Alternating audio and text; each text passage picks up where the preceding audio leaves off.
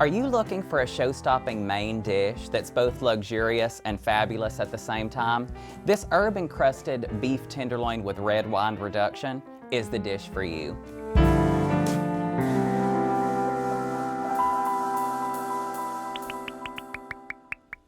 I'm Trace Barnett and welcome to Garden Party. Today we are making a herb-encrusted beef tenderloin that has a red wine reduction that's absolutely amazing.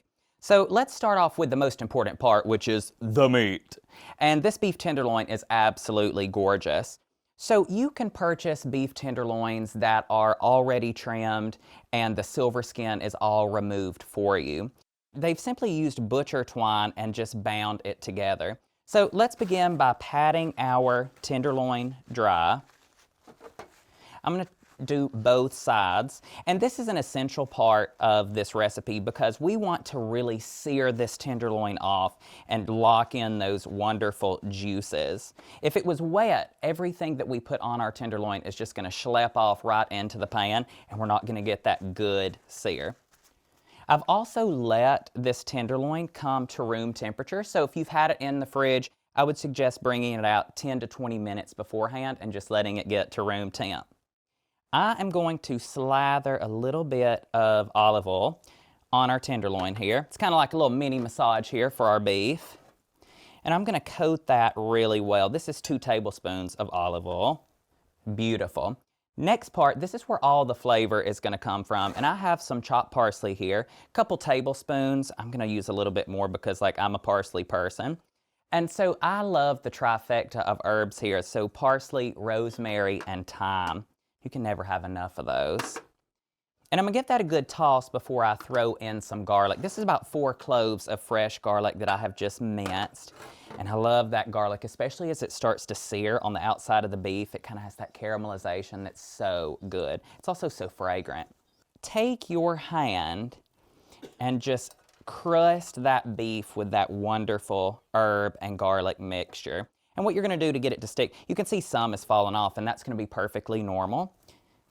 We just want that to stick on all sides. If you have a large sheet pan, use that to do this over. It makes cleanup so much easier. That looks sufficiently covered.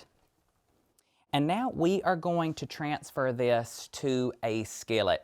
I would suggest a cast iron skillet because that's really going to give us that good even sear that we're looking for. Let's take this to the stovetop. So I've preheated my oven to 425 degrees and I've heated my skillet over a medium-high heat. You want your skillet and your oven perfectly heated waiting on you. So I'm going to transfer our tenderloin directly into our skillet that's hot, and you want that sear. So you're probably asking, is there any salt and pepper on this tenderloin? And the answer is yes. And I like to wait and salt and pepper when it's directly in the pan. The reason being, and I'm going to sprinkle some just around the edges too, because we're going to take our tenderloin and scrape it around to give us that really good dark sear. And you want to sear this about 2 minutes on each side. Obviously, we're speeding this up a bit, but definitely don't skip on that 2 minutes. And if you think that your beef needs a little bit more of a sear, then simply just flip it back on that side before you add it to the oven. So our 2 minutes are up on all sides. So let's transfer our beef tenderloin to a 425 degree oven.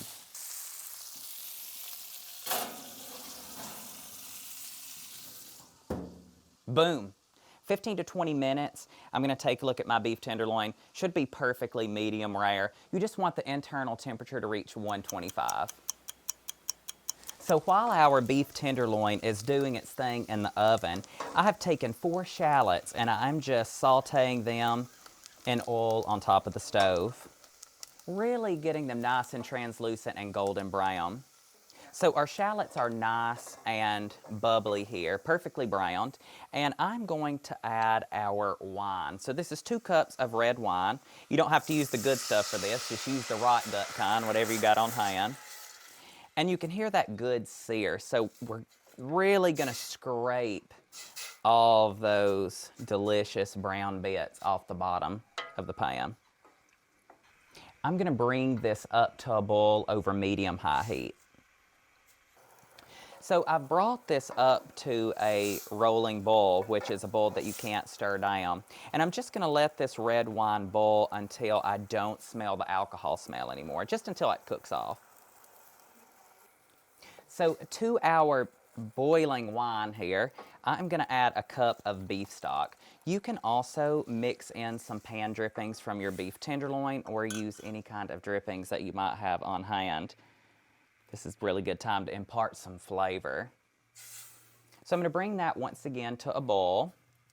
I'm going to add in a teaspoon of sugar, and I'm going to add salt and pepper just to taste.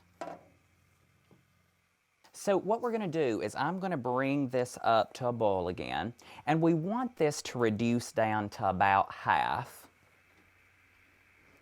It's going to really thicken up. It's going to be really pretty with our beef tenderloin.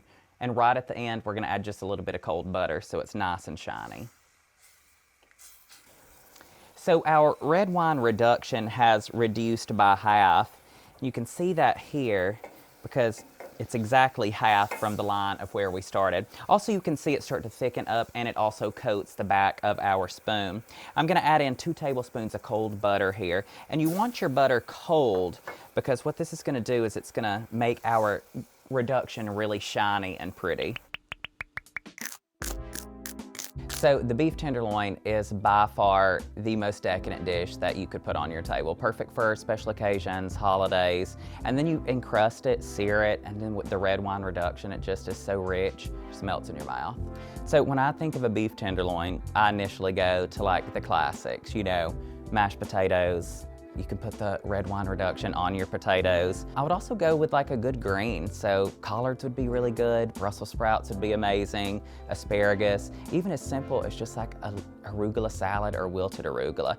I would not try and have my sides overpower the beef tenderloin. Let it be the star of the show. Our beef tenderloin has been resting for 10 minutes.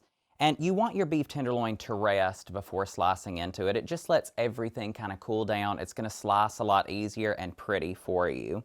Let's decorate our platter here a little bit. I'm going to add just a little bit of rosemary, kind of some of the flavors of the dish. I'm just going to add that around here, there, and everywhere, a little green. I'm going to remove our butcher's twine here.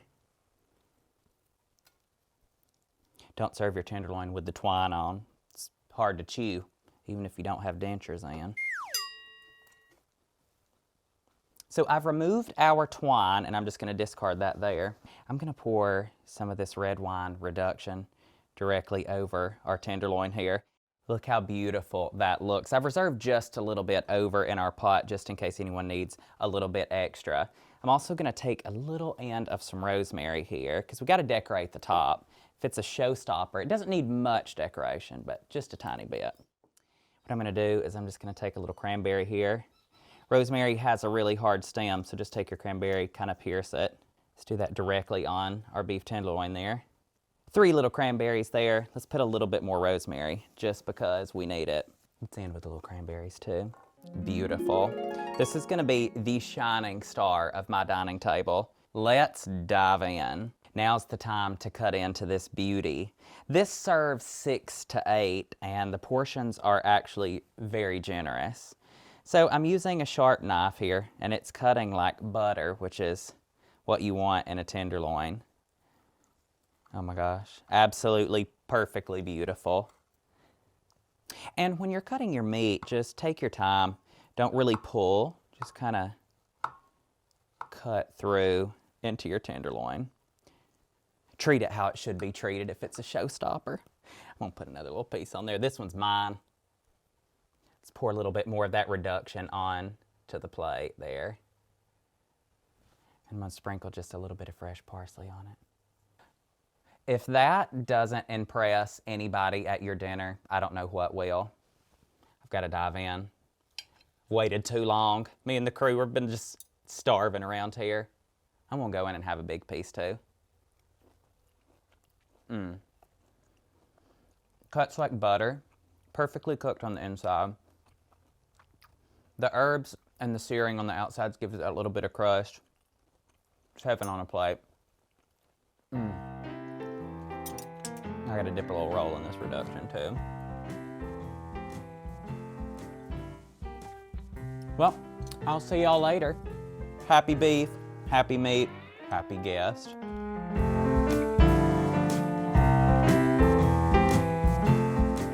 Where's the beef? That's probably trademarked. Can we reference roast beast on our thing, or is that Grinch? The herbs. So I really love the herbs. I love the herbs. This herb-encrusted beef tenderloin with red wine reduction is the dish for you. Red wine reduction is hard to say. Whoa. I like dropping it, I like hearing that meat. Whenever you have a recipe with the aromatics already, when it wafts up from the bowl, now's the time we need smell-o-vision, or smelling YouTube. So the red wine reduction, my camera crew's salivating here. It's a fun part where I get to eat and they just get to sit there.